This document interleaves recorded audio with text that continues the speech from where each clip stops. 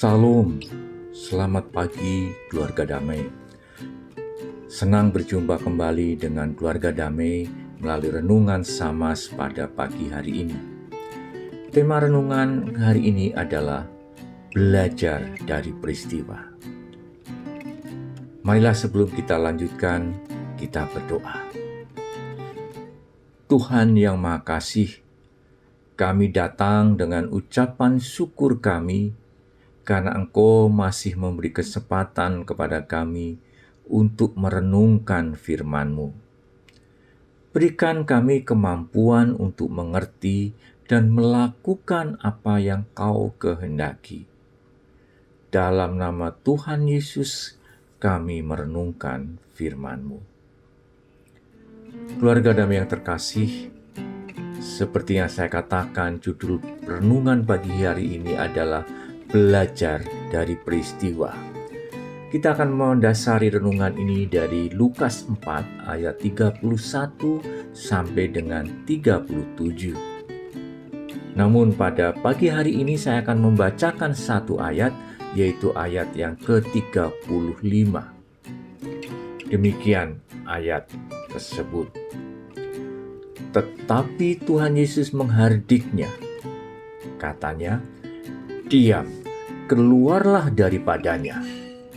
Dan setan itu pun menghempaskan orang itu ke tengah-tengah orang banyak, lalu keluar daripadanya dan sama sekali tidak menyakitinya.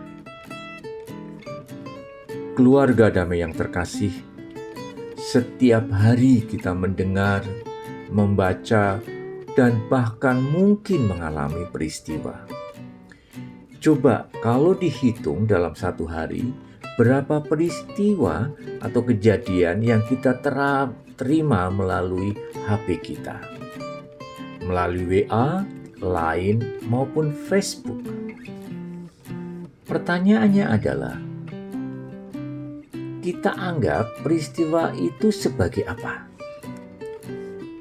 Kita mendengar dan membaca peristiwa untuk di-delete karena peristiwa tersebut tidak penting, atau peristiwa itu sebagai hiburan dan kita bagikan pada orang lain.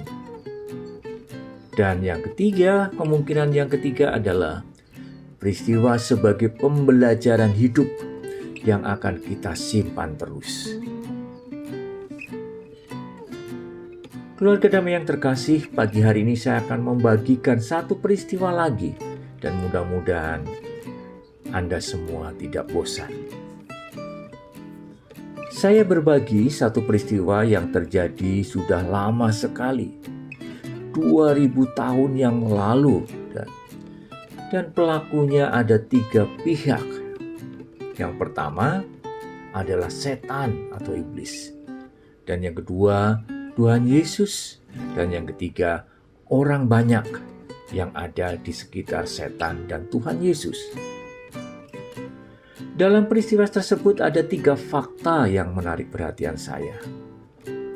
Fakta pertama, saat Tuhan Yesus ada di tempat ibadah di kota kecil bernama Kapernaum di wilayah Galilea, iblis datang dan masuk ke salah satu jemaat. Nah, ini dia. Fakta yang dicatat, iblis ada di tempat ibadah. Kalau sekarang ada di gereja. Jadi hati-hati ya saudara. Jangan pernah beranggapan bahwa gereja itu bebas dari iblis. Iblis ada di tengah-tengah kita saat kita ada di gereja. Fakta yang kedua, yang menurut saya lebih aneh lagi adalah iblis itu kenal dengan Tuhan Yesus. Dia mengatakan, "Yang kudus anak Allah." Iblis dapat mengungkapkan bahwa Yesus itu sebagai yang kudus anak Allah. Kalimat ini juga sering diucapkan dan kita dengar melalui orang-orang yang percaya terhadap Tuhan Yesus. Jadi iblis dapat bermulut manis dan mengakui Tuhan Yesus sebagai anak Allah. Bahkan dengan beraninya, iblis juga meminta kepada Tuhan Yesus untuk tidak ikut campur tangan. Menurut dia, ini adalah urusan iblis dengan manusia. Sehingga iblis mengatakan kepada Tuhan Yesus, "Hai engkau, Yesus orang Nazaret, apa urusanmu dengan kami?" Fakta yang ketiga, tentunya Tuhan Yesus menolak apa yang diinginkan iblis. Dengan wibawanya, Tuhan Yesus mengusir. "Diam, keluarlah daripadanya." Dan setan akhirnya keluar dari tubuh orang yang dirasuki dan tidak pernah mengganggu lagi. Keluarga damai yang terkasih, apa sikap kita ketika mendengar dan membaca peristiwa tersebut? Apakah peristiwa tersebut kita anggap sebagai hal yang terjadi di masa lalu dan jauh dari kehidupan kita, sehingga kita tidak perlu memperhatikan itu?